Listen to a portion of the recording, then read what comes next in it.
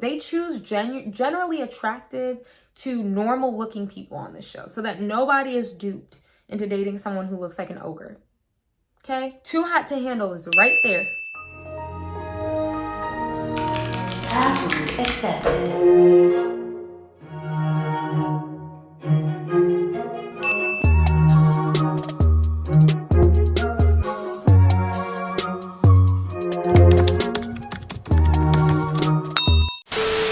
Hey guys, it's your girl Cameron and I'm back at it again with another video.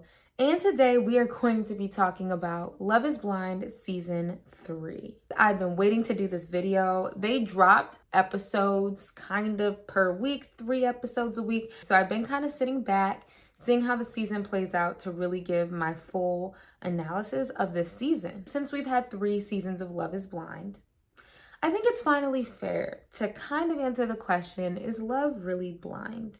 This show is an experiment after all, right? Everybody's trying to figure out.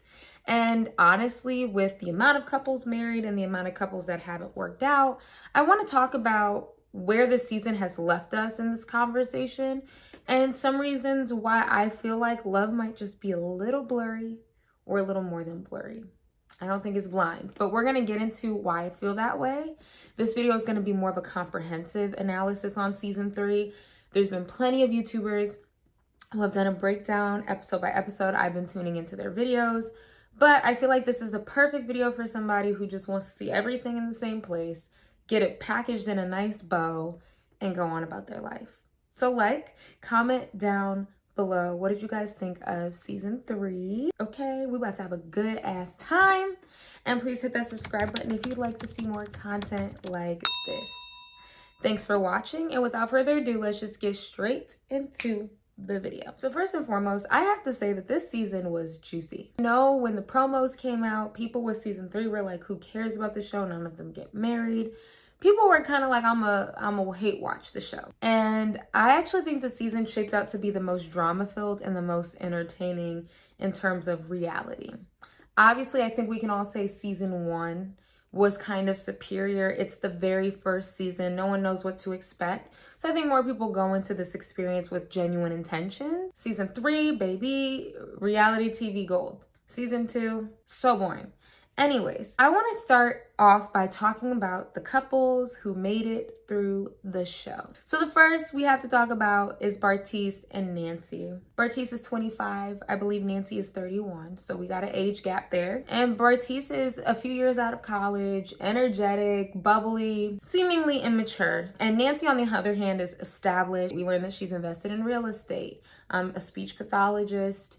She was an egg donor, she has a lot of different sides to her, extremely bubbly, very energetic. And to be honest, Nancy at first was a hard card for me to read. I couldn't really tell if I liked her or not. She's a little too bubbly for her own good. And we see as the season goes on that it definitely hurt her more than it helped her. I think Bartise was definitely not ready to be on a show like this. Not to say that 25-year-olds could never be ready for marriage. For me, it's not much about his age. I felt like people kept emphasizing the 25, the 27. I think you can find mature people within that age bracket. Okay, that's all I'm saying. He wasn't ready for this. And then Nancy was almost too ready for it. I think Nancy went on the show with the intention of, I want babies, I want a ring. Her clock is ticking. That was a very frequent conversation for her. For a show like this, yes, you are going here to look for a husband, but you have to be very careful that you're going there to look for a husband for you, not for the things you want out of a husband, like kids or the house or the picture perfect life. Because in that case, you look over red flags. Because of your timeline, because of what you think a marriage should be, that starts to dictate how you move. I could see her desperation to be loved and for certain outcomes that I think were not beneficial for her. And then obviously Bartise and Nancy, a huge storyline about Nancy's attractiveness to Bartise. And guys, I'm gonna break it down, I promise. But that was a huge point of contention and struggle between their relationship. A hot mess. So that's the first couple. Then we have Cole and Zainab. And oh boy, do I have a mouthful. We will get to it. Cole is kind of the younger version of season 1's Barnett. And for the longest, everybody's like, are they related? Because they have the same last name. They look kind of similar. They're not. That was debunked. But he's obnoxious, kind of pretentious, shallow, seemingly, for those first few episodes. And he's a self-proclaimed Christian boy. We have one of those every season, but they don't carry themselves like that. Like, it's like 2 + 2 is not equaling 4. But Zainab, she has spent the latter part of her year alone romantically, but she's dealt with a lot of loss in her life. She lost both of her parents. You know, people have a lot to say about Zainab, but I could imagine that that really does something to a person. Not only to lose one parent, to lose two, and then to be so young. I definitely exhibit a lot of grace. But one thing about Zainab is she's extremely insecure. And I didn't really pick this up as much in the pods as I did when they met. But she did make a comment saying like she doesn't really get approached in the real world. And she's gorgeous, by the way. It could be a situation of how she carries herself. You carry yourself really small, you're unconfident, that reads, that reacts. Or people could be intimidated by her. It could be either way. Now, obviously, when Cole and Zainab meet, they have tons of issues. They were part of the attraction debacle as well, which we will get to. I think the issue with these two, at its core, is that they are so different. Cole, he's very unserious, like jokes, playful. He's not very sensitive on the surface. And he's kind of blunt. Then you have Zainab, who's the complete opposite. Sensitive and overthinker, like passive aggressive and insecure. Those matches wasn't gonna work. It was too much on the end of a spectrum. And I know Cole in the reunion says, I feel like they portrayed us, you know, way too opposite and you guys didn't get to see the middle part. And that could be very true, but from what I saw, unfortunately, Cole feeds into these insecurities. He does. And so for somebody who's already insecure, then to be with somebody who's making them feel even more insecure is not it. And I debate. A lot of people say, well, you need to be whole. You need to be in therapy. You need to have everything worked out before you can be in a relationship with someone or be married. I don't believe that to be true. None of us are perfect and we will never be. Life is always moving. So I think when people say Zainab is too insecure to be in a relationship, do I agree to an extent? Absolutely. But I think that's like a quick fix. I don't think that's always the answer. When you're also with someone who preys upon your insecurity and like adds to it, I mean, what do you think is going to happen?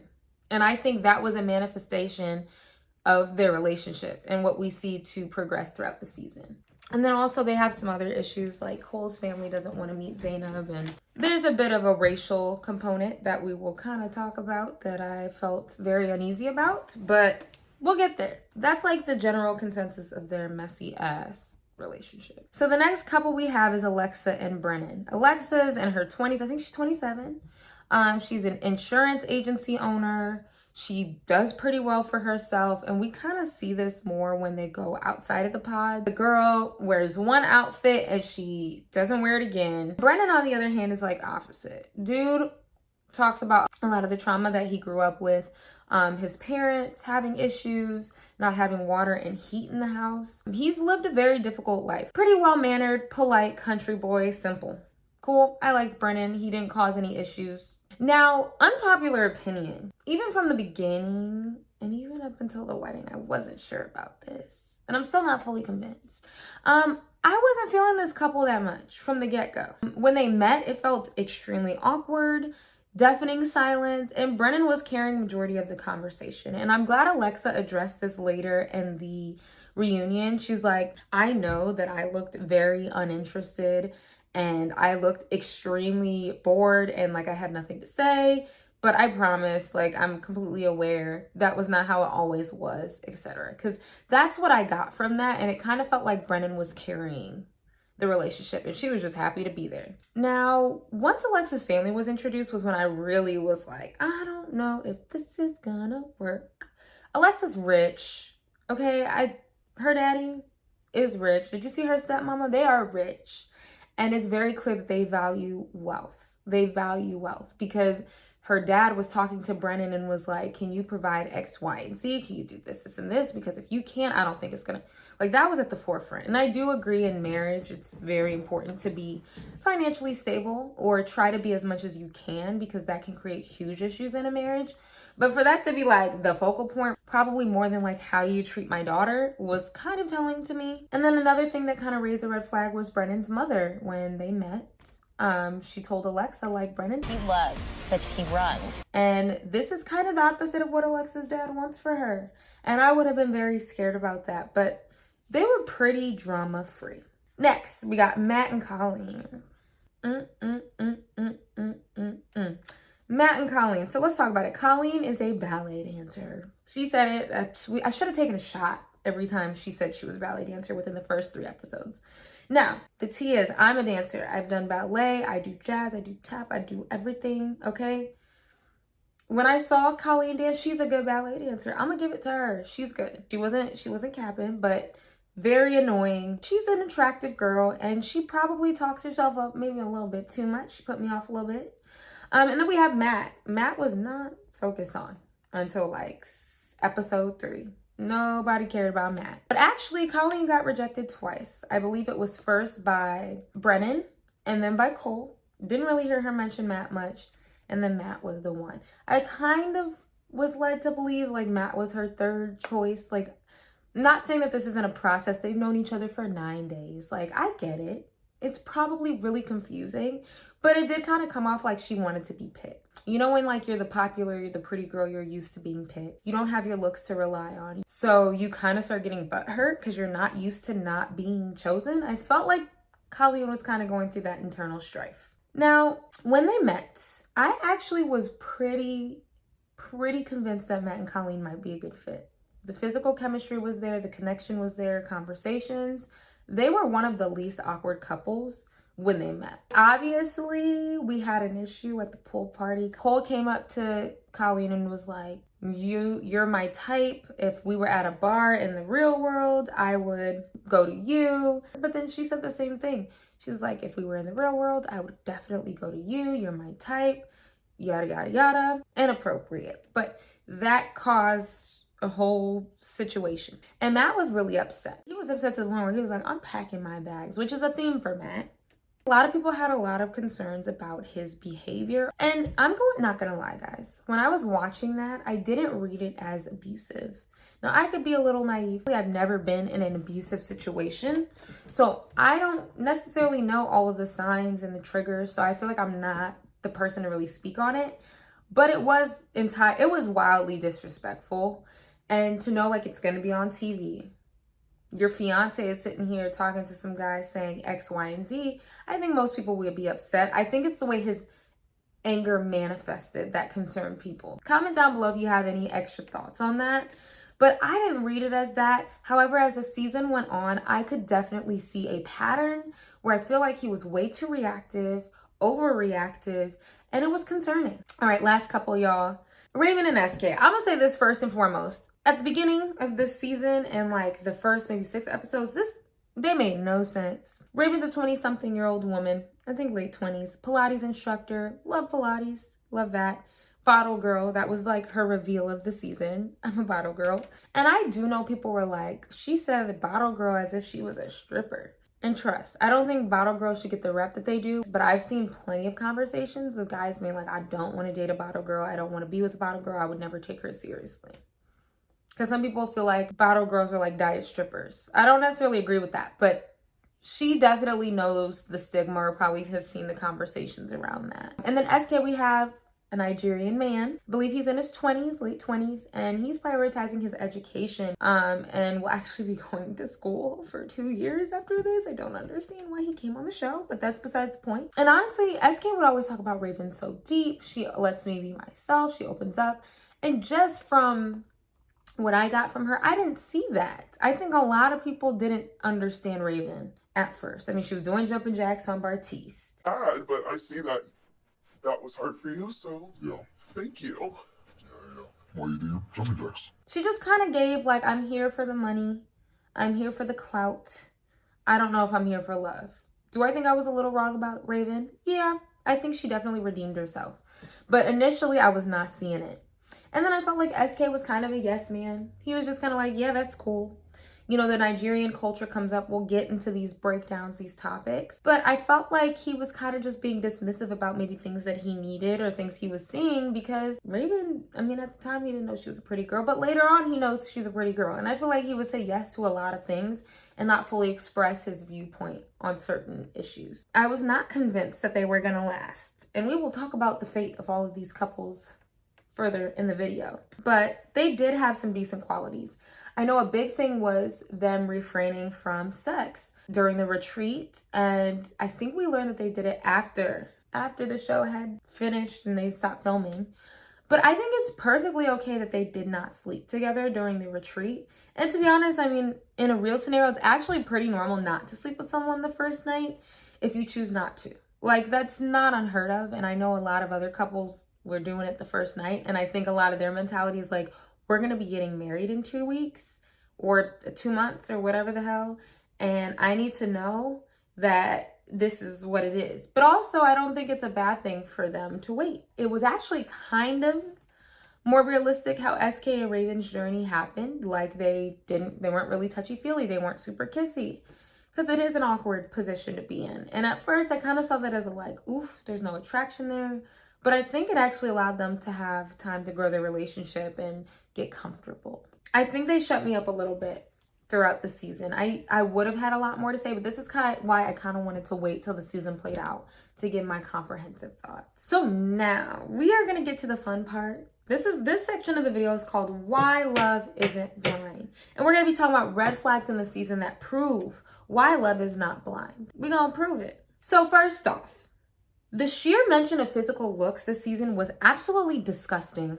Bartise, Cole, I'm talking to you. We talked about the pool party and he felt the need to like say that. I get it's reality TV, it made it very interesting, but wildly disrespectful. And the way that they would relay these messages to their fiancés is where, to me, out of line. Bartise literally fixed his mouth to sit up there and say to Nancy, closed. I was like, okay, she's a fucking smoke show. She's hot as shit. I was like, okay. In the real world, everybody would go up to me and her because we're attractive. First of all, Bartise, you're not that cute. I promise he's not. Now, there's a very particular kind of girl that likes a guy like Bartise, but no. Okay, so that pissed me off. Because, like, why are you trying to play Nancy like she ugly? Because she's not.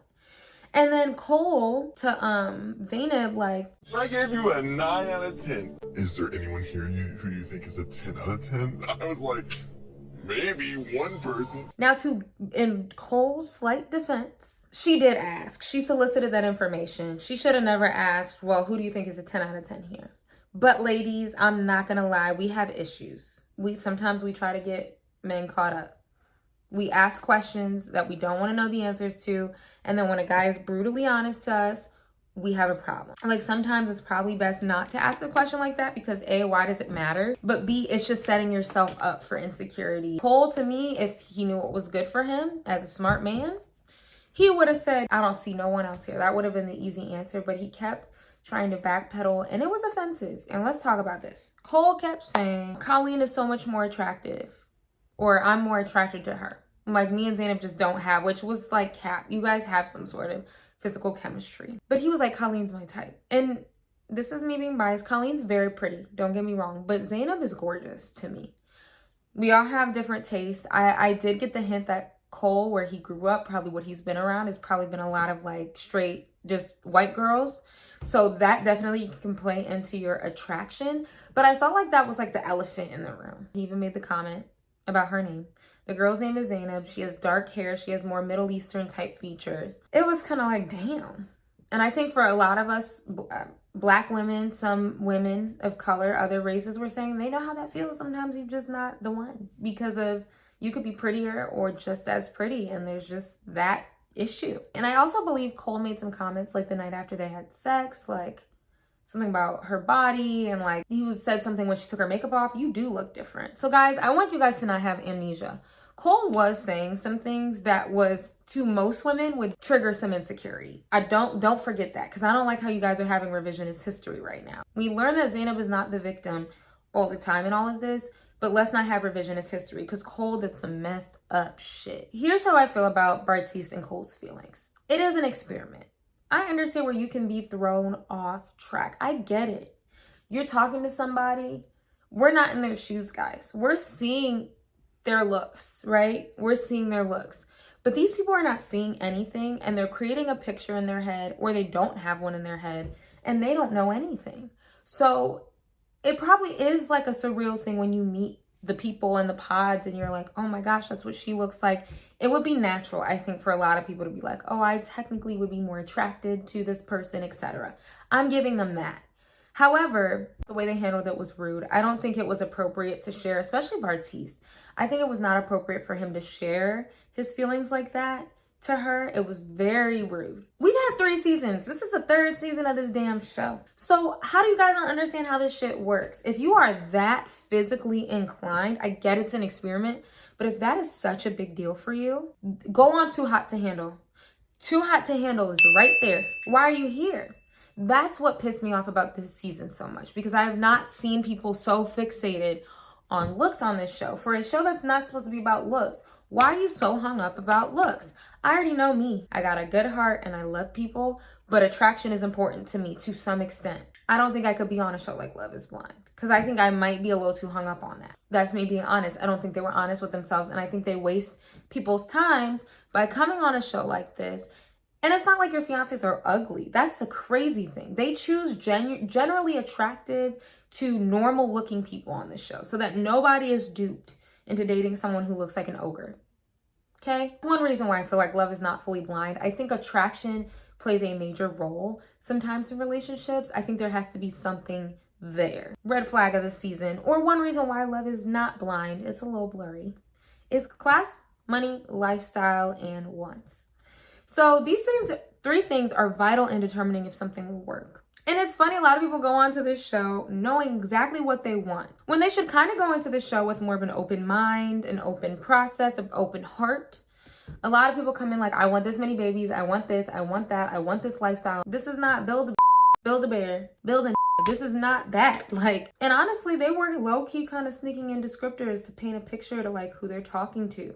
You judge people off of their profession. Wouldn't be surprised if Raven saw or heard SK's profession, and a lot of Nigerians tend to be very successful, very smart. Stereotypes, they come into play. Bartise, when he found out she was into Pilates and fitness, he could tell a lot about her lifestyle, and you would assume like a girl who's a bottle girl and does Pilates and is into fitness is probably not ugly. So no, I don't think Love is fully blind based off of some of these factors. And we see this with the couples. Brennan and Alexa lead very different lifestyles. I mean, Alexa, you saw her family. Rich as hell. The girl is like, I want this lifestyle. I want to be a stay-at-home mom. You're going to need to be able to take care of this. And it's not even like the basic, like, let's get a house.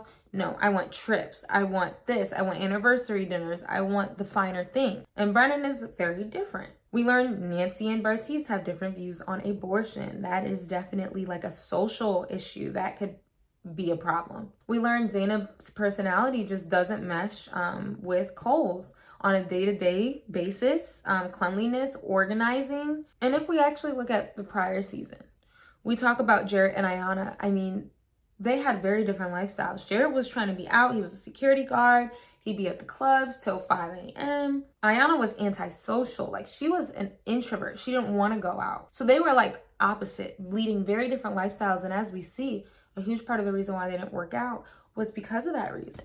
I think you have to admit, like, class, money, your lifestyle definitely blurs the lines. It's not enough sometimes for there just to be love. And then lastly, I do want to talk about culture and race. We see this at play a couple times in the season. So I want to talk about SK and Raven, because SK is really strong with his Nigerian culture. And Raven, you know, is an American girl. She's biracial. It's an adjustment because it's completely different. But Raven has to make adjustments, trying new foods, so maybe learning how to cook certain things. Raven has a conversation with SK's mother about what the woman should do in the house. They were saying you always need to keep this in the house. You always need to do this. All of their marriage advice was basically around duties in the house. And that's a cultural thing that can definitely be a push and pull. SK was saying, like, I'm cool with you not being traditional. Like, I love that about you. And it could have been a case where he's like, I'm used to how women are in my culture. I like the opposite. Or he could be being a yes man. It's a balance, and it's a learning curve being in a relationship where you cross culturally. Like, my boyfriend is half Thai, half white. So there's a lot of things like that I will have to learn and that I'm learning about, vice versa for him. So it's exciting. I think it's definitely exciting, but that's a huge barrier. And some people like don't date outside their culture, don't date outside their race because of those reasons. And another thing about the race aspect, when we were talking about Cole and Zaynab, I'm not saying this was 100% the case because I do think he loved Zaynab. I do think that there was an attraction. But the way that he was kind of downing her, like she really wasn't like that much compared to Colleen. Same story, different day. And sometimes you're still not enough because you're not this. That's not in all cases.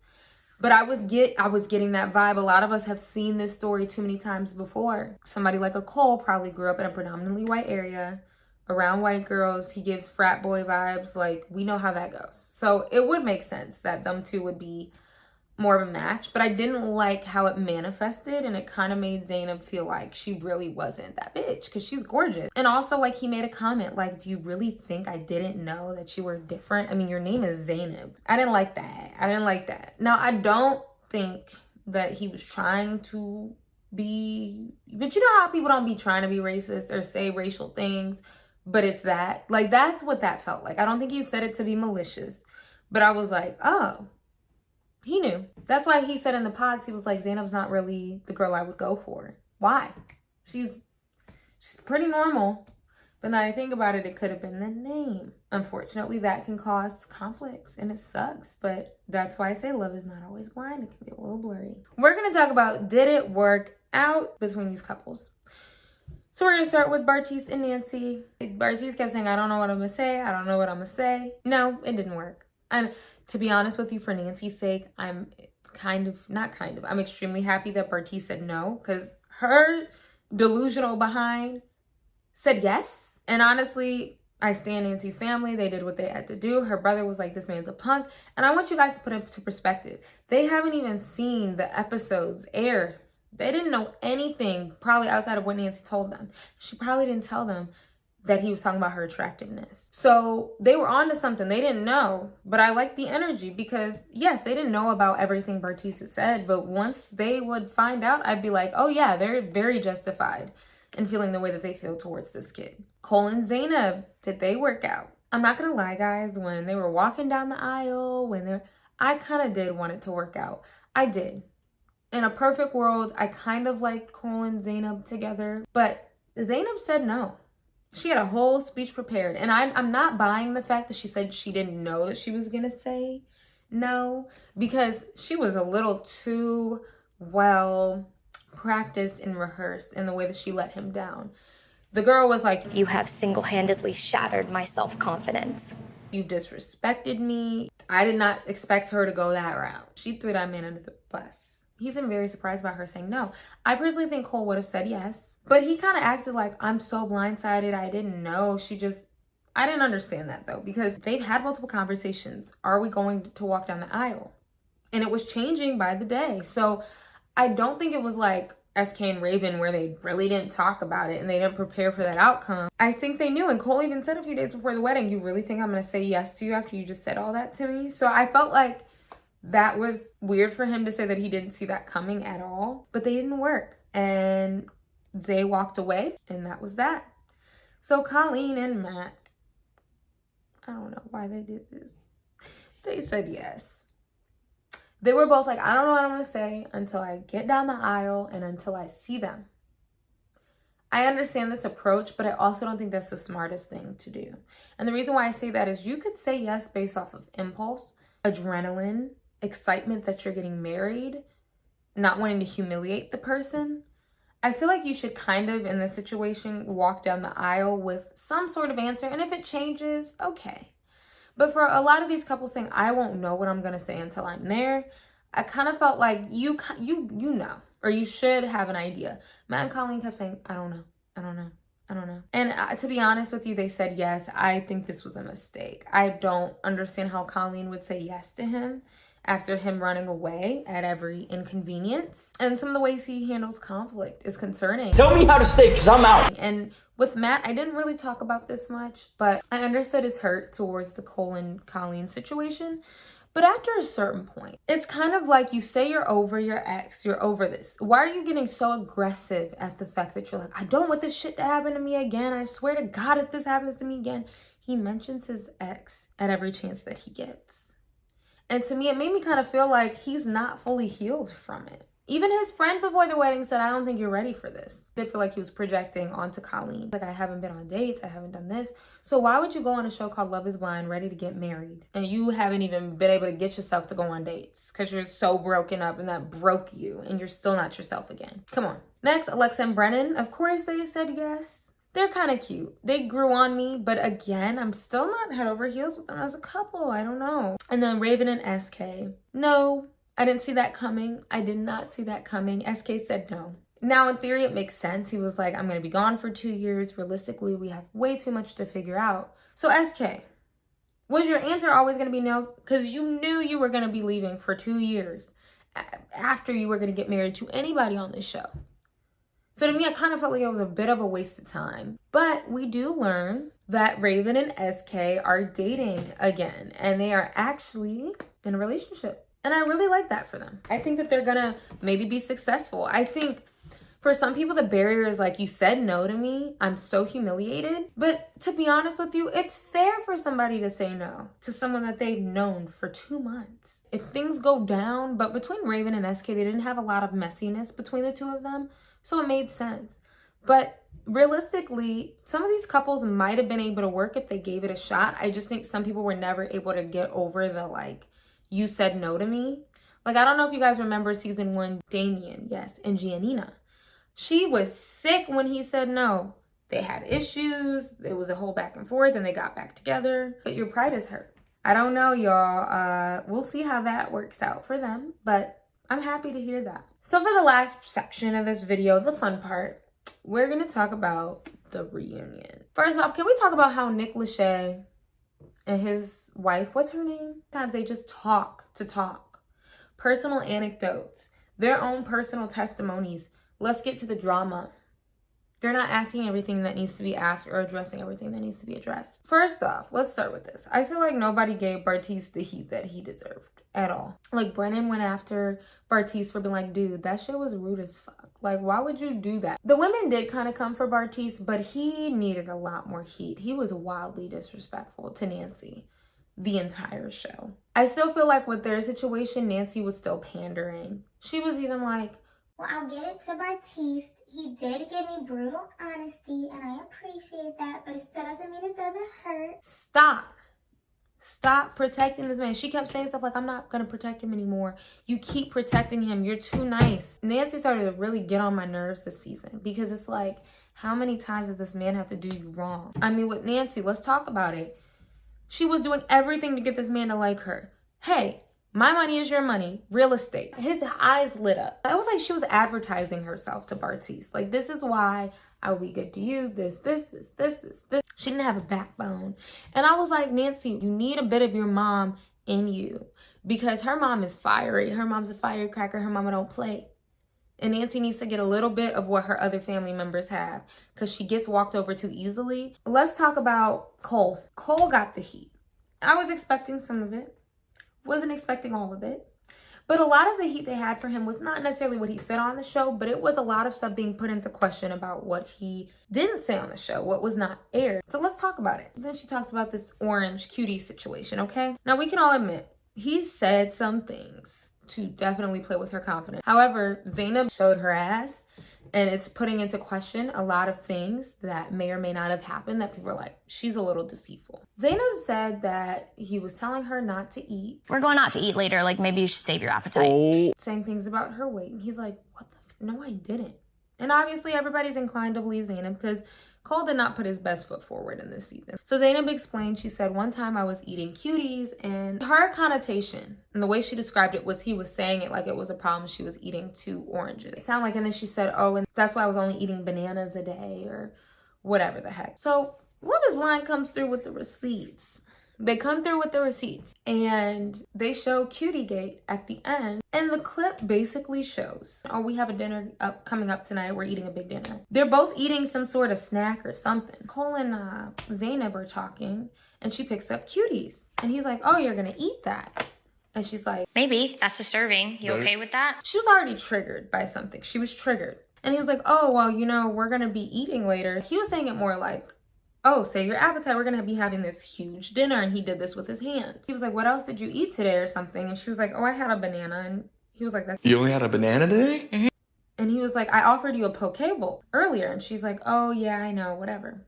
Guys, that was literally the conversation. I didn't get any malicious intent off of Cole. And it made a lot of people see the fact that Zainab does twist situations in her head to fit her narrative. And I didn't like that. And I do feel like Cole is owed some sort of apology.